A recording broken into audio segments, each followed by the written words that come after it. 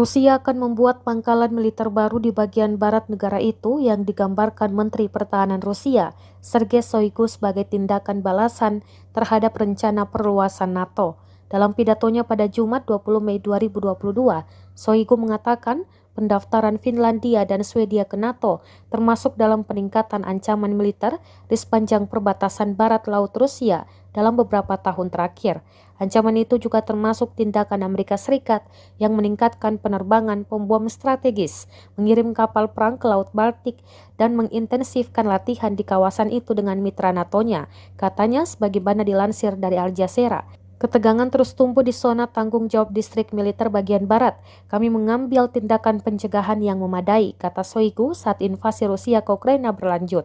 Pada akhir tahun, 12 unit dan divisi militer akan dibentuk di distrik militer barat, tambahnya. Ini akan disertai dengan lonjakan peralatan dan senjata militer.